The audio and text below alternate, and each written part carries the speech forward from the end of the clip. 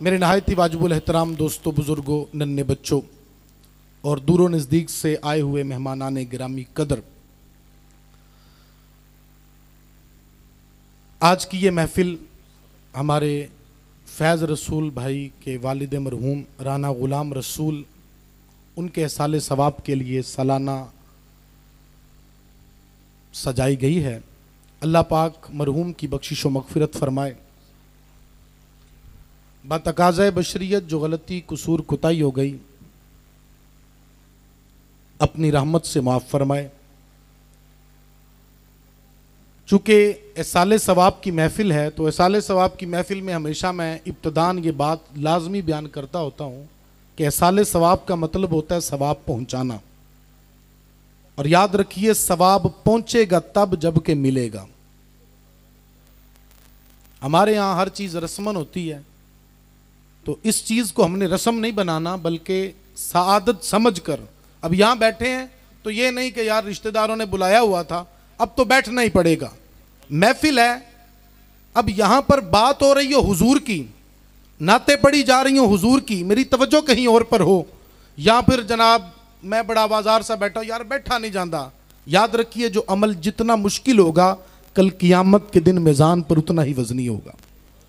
तो गर्मी के मौसम में यकीनन बैठना मुश्किल होता है, दीगर बहुत सारे मामलात होते हैं, लेकिन अभी हमारे शहर कराची से तशरीफ़ लाए हुए नात खां बड़े ही प्यारे अंदाज में अपनी हाज़िरी पेश कर रहे थे, लेकिन सामने वालों का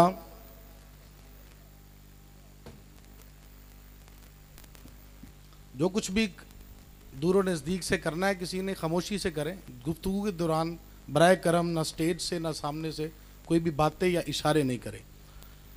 मैं क्या कह रहा था, मैं कह रहा था कि हमने हर काम की तरह महफिलों को भी एक रस्म बना लिया है और हम बैठे बड़े आवाज़ार से बैठे होते हैं।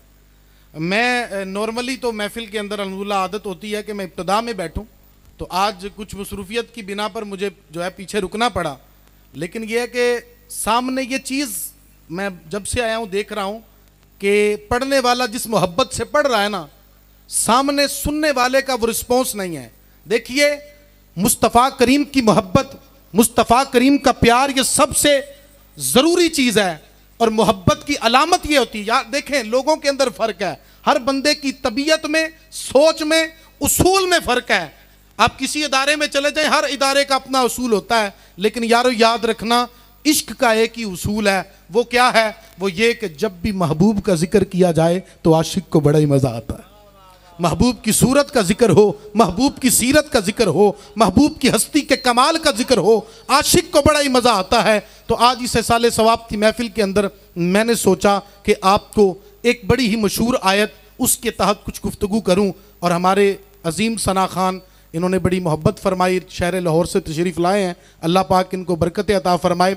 बड़ी ही प्यारी आयत है, अल्लाह रब्बुल इज़्ज़त इरशाद फरमाता है, इन्नल्लाह व मलाइकतहु युसल्लूना अलन नबी, बेशक अल्लाह और उसके फरिश्ते उस गैब बताने वाले नबी पर दुरूद भेजते हैं। या अय्युहल्लज़ीना आमनू, ए ईमान वालो, सल्लू अलैहि, उन पर दुरूद भेजो, वसल्लिमू तस्लीमा, और खूब सलाम भेजो। इस आयत करीमा के अंदर रब तबारक व तआला ने महबूब मुकर्रम सल्लल्लाहु तआला अलैहि व आलिहि वसल्लम की ज़ात पर दुरूद पाक पढ़ने का हुक्म दिया। किसी शायर ने कहा था, दुरूद उन पे भेजो, सलाम उन पे भेजो, यही मोमिनों से खुदा चाहता है। तो इस आयत करीमा के दो हिस्से हैं। पहले हिस्से के अंदर एक खबर दी जा रही है और दूसरे हिस्से के अंदर हुक्म दिया जा रहा है।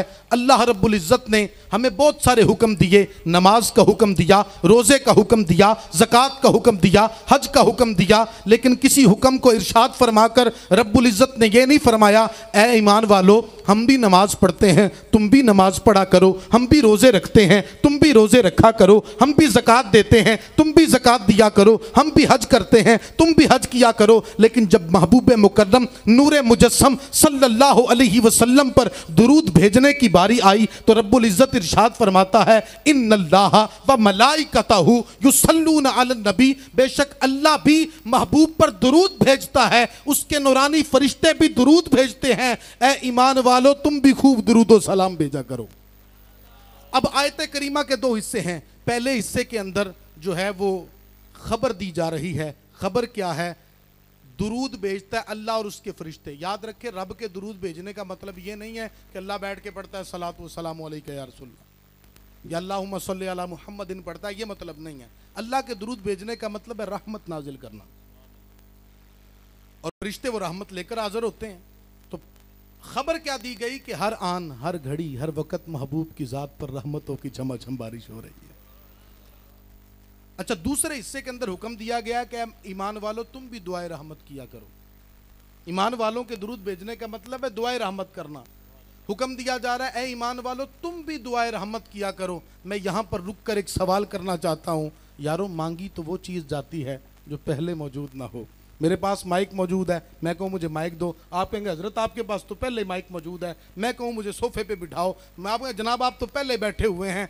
तो जो चीज़ पहले मौजूद हो वो मांगी नहीं जाती। तो यारो, जब पहले ही हर आन, हर घड़ी, हर वक्त रब के महबूब की ज़ात पर रब ताला की छमाछम बारिशें रहमत की हो रही हैं, फिर दुआए रहमत का मतलब क्या है? यारो, दरअसल बात यह है, जब कोई बेकारी, जब कोई मंगता, जब कोई सवाली, सवाल करने वाला सवाल करता है ना, तो फिर वो गली के अंदर सदा लगाते हुए ये कहा करता है कि सखी के बच्चे जिए, सखी के घर बार का भला हो। तो सखी समझ जाता है कि यार बड़ा ही मुहज्जब सवाली है, मांगने का ढंग जानता है, मांगने का ढब और सलीका जानता है, वो उसकी झोली में कुछ डाल देता है। यारो, इस आयत करीमा के अंदर रब्बुल इज्जत ने तुझे मुझे मांगने का तरीका सिखाया है और बताया है कि लोगों, तुम हमसे मांगना चाहते हो, हमारी बारगाह में जब तुम मांगने के लिए आओ ना, तो हम तो औलाद से पाक हैं। हाँ, एक हमारा महबूब है। जब हमारी बारगाह में तुम मांगने आओ तो मेरे यार की खैर मांगते आओ।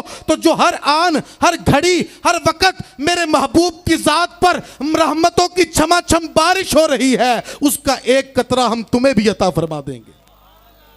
गोया के दुरूद पढ़ने वाला, महबूब को याद करने वाला कोई एहसान नहीं कर रहा, बल्कि वो तो अपना भला कर रहा है। उसको तो अपने मांगने का तरीका बताया गया है। यारो, मेरे महबूब मुकर्रम नूरे मुजस्सम अलैहि सलातु सलाम की ज़ात पर जब कोई उम्मती दुरूद पढ़ता है, मोहम्मद शरीफ हमारे सगीर भाई अगर रसूल पाक की ज़ात पर दुरूद पढ़े ना, तो फरिश्ता जाके कहेगा, सोने महबूबा आपका उम्मती है सगीर अहमद, उसके अब्बा का नाम है मोहम्मद शरीफ। सोने महबूबा, उसने आपकी ज़ात पर दुरूद भेजा है। हो ना हो मेरा जिक्र उनकी सरकार में हुआ, हो ना हो मेरा जिक्र उनकी सरकार में हुआ, वरना खुशी मेरी तरफ देख के मुस्कुराई क्यों। महबूब की बारगाह में नाम पहुंच जाए, ये बहुत बड़ी बात होती है। एक दिन मेरे महबूब मुकर्रम ने हजरत उबई बिन काब से कहा था, उबई, रब फरमाता है कि उबई बिन काब से कुरान सुनो। हजरत उबई बिन काब रो पड़े। अर्ज की, सोने महबूबा, क्या रब ने उबई बिन काब का नाम लिया है? मेरे रब ने उबई बिन काब का नाम लिया है? फरमाया, हाँ। अब सोचो तो सही, महबूब की बारगाह में नाम ही पहुंच जाए, यही बड़ी सादत की बात हुआ करती है। उम्मती, जब भी तो मुस्तफ़ा को याद करता है, जब भी तो मुस्तफ़ा पर दुरूद वो भेजता है, तेरा नाम बल्कि तेरे अब्बा का नाम भी मुस्तफ़ा की बारगाह में पहुंच जाया करता है। तू दुरूद की कसरत किया कर, महबूब को याद किया कर। यार, महमूद गजनवी के दौर का एक शख्स है, उस पर कर्जे का बार बहुत चढ़ गया। वो बड़ा बंदा जो है वो बड़ा परेशान था, कर्ज खा उसके दरवाजे पर हैं, उसके खिलाफ मुकदमा कर दिया, काजी की अदालत में पहुंचा। काजी कहता है, इस बंदे के पैसे दे दे वरना तुझे जेल में डाल देना है। क्या कहा? जेल में डाल देना है। ये बंदा बड़ा परेशान है। अब इसने आके क्या किया? इसने मेरे महबूब की ज़ात पर दुरूद की कसरत कर दी। किसी और के पास नहीं गया, इसने हुजूर की ज़ात पर कसरत से दुरूद पढ़ना शुरू कर दिया।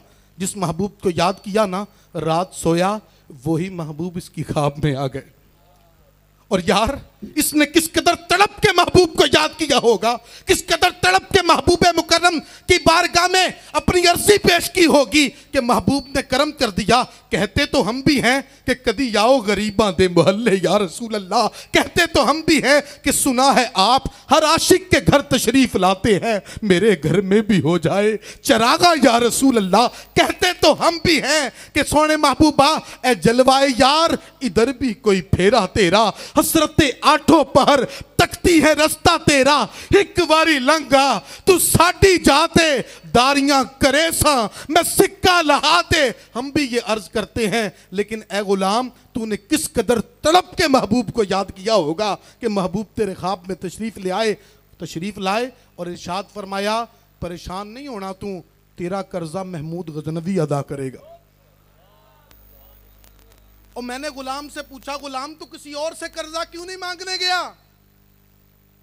गोया कि वो ज़बान हाल से मुझे जवाब देता है, आला हजरत की ज़बानी जवाब देता है कि फिर के गली गली तबाह ठोकरे सबकी खाए क्यों, दिल को जो अक्ल दे खुदा तेरी गली से जाए क्यों। और किस चीज की कमी है मौला तेरी गली में, दुनिया तेरी गली में, उकबा तेरी गली में, तख्ते सिकंदरी पे वो थूकते नहीं है, बिस्तर लगा हुआ है जिनका तेरी गली में। वो ये बात करता है। और फिर वो जब महमूद गजनवी के दरबार में पहुंचता है और मुस्तफ़ा करीम ने फरमाया था वहां जाना और उसको जाके कहना कि महबूब ने फरमाया है कर्जा तू अदा करेगा, अगर निशानी मांगे उससे कहना जो फजर की नमाज से पहले तू हमारी ज़ात पर दुरूद पढ़ता है ना, हमने वो कबूल कर लिया है। ये शख्स जब महबूब मुकर्रम का पैगाम लेकर वक्त के बादशाह के पास पहुंचा, अब वो महमूद गजनवी था तो ये बड़ा लवारस सा बंदा ना जिसके दरवाजे पे कर्ज खा आ गए हैं, फैसला इसके खिलाफ हो गया है। अब जब इसने महबूब को याद किया, महबूब का बन गया, महबूब को याद किया, गली गली नहीं फिरा, क्योंकि जो एक दर पकड़ लेता है ना उसे दर दर फिरने की जरूरत नहीं पड़ती। जो मुस्तफा के दर को पकड़ ले उसे दर दर फिरने की जरूरत नहीं पड़ती। ये जब वहां पे पहुंचा, मुस्तफा का पैगाम दिया, अब वक्त का बादशाह महमूद गजनवी इसके गिर्द यूं चक्कर लगाता है जैसे लोग काबे का तवाफ किया करते। गोया के बता दिया महबूब मुकर्रम ने कि जो गली गली ना फिरे, जो दर दर न जाए, सिर्फ मुस्तफा के दर पर मोहकम चौक लगा के बैठ जाए तो मुस्तफा वो है जो वक्त के बादशाह को भी उसके गिर्द घुमा दिया करते हैं। वक्त का बादशाह भी कदमों में आ जाता है। अच्छा, वक्त का बादशाह कहता है कि इसका खजानची को कहता है इसको इतनी रकम दे दो। खजानची कहता है जनाब तुसी ये ते मेहरबानी की है, तुहाडी मर्जी, एतराज नहीं, पर ये दसो इतनी मेहरबानी की वजह की है। वो आगे से कहता है कि मुस्तफ़ा का पैगाम लेके आया है। खजानची आगे से पता क्या जवाब देता बादशाह, कहता जनाब तुसी जो इन्हें देना दे दो, कर्जा एदा मैं ना अदा कर दिया, कर्जा एदा मैं ना अदा कर दिया। बात घूमती घूमती काजी तक पहुंची जिसने फैसला किया था। काजी कहता नहीं, कर्जा एदा मैं अदा करांगा, कर्जा एदा मैं अदा करांगा। बात उन तक पहुंची जिनका कर्जा देना था, उन्होंने कहा जा हमने कर्जा ही माफ किया। और यारो मुझे अब यहां पर कहने दो कि मांगने वालों हमको तो यूं चाहिए, मांगने वालों हमको तो यूं चाहिए, मांगना और किसी से भी क्यों चाहिए, कौन देता है देने को मुंह चाहिए, देने वाला है सच्चा। इंज तेने ना तुसी कहंदे हो साडा एमएनए, साडा एमपीए, साडा वजीर, साडा फुला, खुदा के बंदे ये वजीर झूठे हो सकते हैं, ये एमएनए एमपीए धोखा दे सकते हैं, लेकिन मुस्तफा वो लजपाल है कि लजपाल परीत नू तोड़ दे नहीं, यदि बां फड़ दे कदी छोड़ दे नहीं। तो कह दो ना कि देने वाला है सच्चा। सारे हाथ चौक के ना मदीने दा हमारा नबी ठंड पैदा सीने दे विच, देने वाला है सच्चा। हले भी आवाज कोई नहीं आई, तुहानू आई है खास आवाज आई है इदां दी जेहड़ी आनी चाहिए? बिल्कुल नहीं आई। फैसला हमारे नाथ खां भाई जो हैं लाहौर से आए, वो कहेंगे माना वाला की आवाम तो मान पता नहीं मानदी भी है कुछ के नहीं मानदी। तो मैं कि नहीं इतना जोर ला के कह देता है। वो ताहर तबस्सुम साहब एक दफ़ा हमारे पास तशरीफ लाए तो गुफ्तगू करते करते कहने लगे मेरा इतना जोर लग गया मैं भावें ज़िबा होने वाला भी हो गया ना, तुसी सुभान अल्लाह नहीं कहनी। देने वाला है सच्चा, देने वाला है सच्चा। और यार उसने तो मांगा ही नहीं था, गुलाम ने मांगा था, उन्हें तो हले याद ही किया। उनके निसार कोई कैसे ही रंज में हो, जब याद आ गए हैं सब गम भुला दिए हैं और आने दो या डबो दो, अब तो तुम्हारी जानिब किश्ती तुम्ही पे छोड़ी, लंगर उठा दिए हैं। अभी उसने मांगा नहीं था, बिन मांगे कितना मिला, फिर मुझे कहने दो ना, कुर्बान में उनकी बख्शिश के मकसद भी ज़बां पर आया नहीं, बिन मांगे दिया और इतना दिया कि दामन में हमारे समाया नहीं। ईमान वाले, इस वाक़े से हमें पता क्या चला? पता ये चला कि खुदा के बंदे मुस्तफ़ा करीम को सब कुछ समझ ले। जब हुजूर की बात हो रही हो तो हुजूर की जात के अंदर अपने आप को मिटा दे। आज बड़े चोर लुटारे गली गली फिरकर अल्लाह के वलियों के खिलाफ प्रोपेगेंडा कर रहे हैं। कोई यूट्यूब के ऊपर बैठकर अल्लाह के वलियों को भौंक रहा है। खुदा के बंदे, लेकिन तू देख तो सही, दाता अली हजवेरी का मजार कल भी जगमगा रहा था, आज भी जगमगा रहा है। बड़े बड़े आए, लेकिन अली हजवेरी का मजार आज भी चमक रहा है। ख्वाजा खाजगान का मजार आज भी चमक रहा है। क्यों?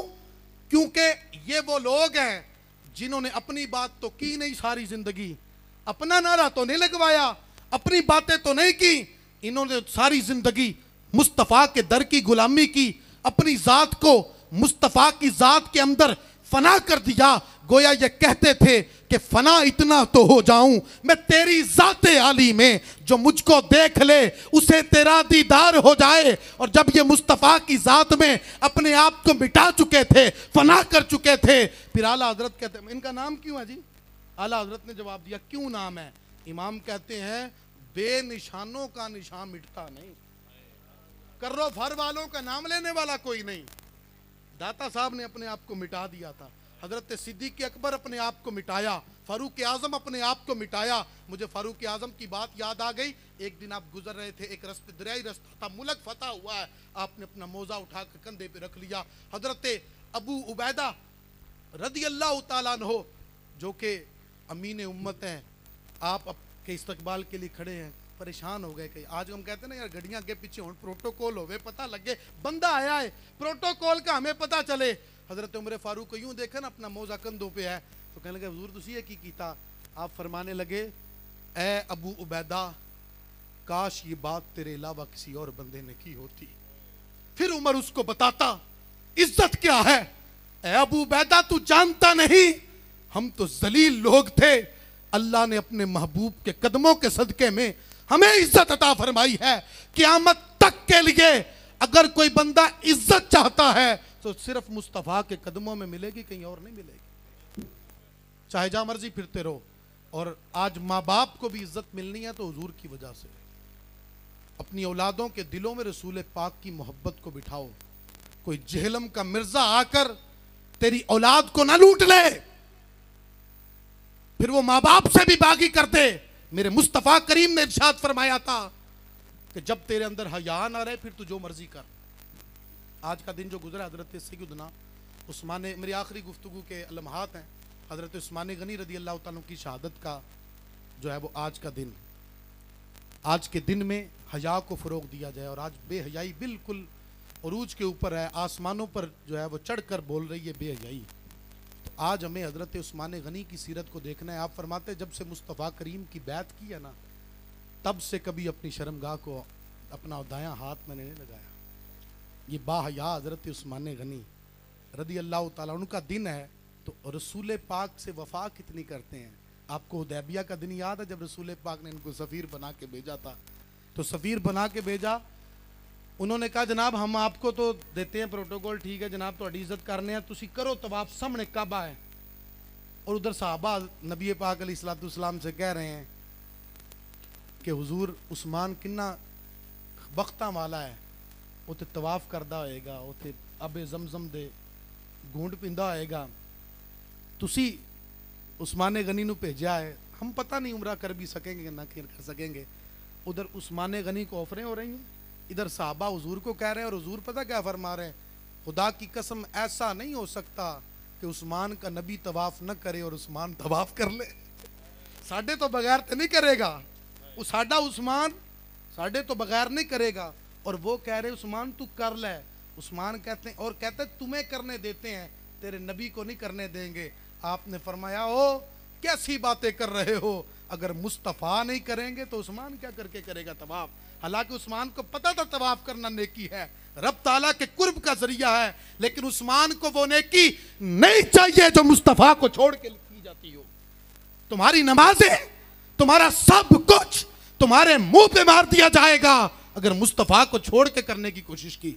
आज रसूल पाक की मोहब्बत से बढ़कर न माँ की मोहब्बत चाहिए, न बाप की मोहब्बत चाहिए। कायनात में अगर कोई भी शख्स ये चाहता है कि मेरी इज्जत हो जाए, मुझे शान मिल जाए, तो वो सब इज्जतें इकट्ठी करके हुजूर के कदमों में रख दे। माँ को भी इज्जत मिल जाएगी, बाप को भी इज्जत मिल जाएगी, भाई को भी इज्जत मिल जाएगी। अगर मैं आप यहाँ पर बैठा हूँ, हमारे ये भाई सगीर अहमद साहब नक्शबंदी साहब ऊपर बैठे हैं, आपने हमें ऊपर क्यों बिठा रखा है? ये भी यही बात कहते हैं, मैं भी यही बात कहता हूं कि मेरी तो हस्ती ही क्या है, मेरे गरीब नवाज जो मिल रहा है वो सारा प्यार आपसे है। व आखिर दावाना अनिल हम्दुलिल्लाहि रब्बिल आलमीन।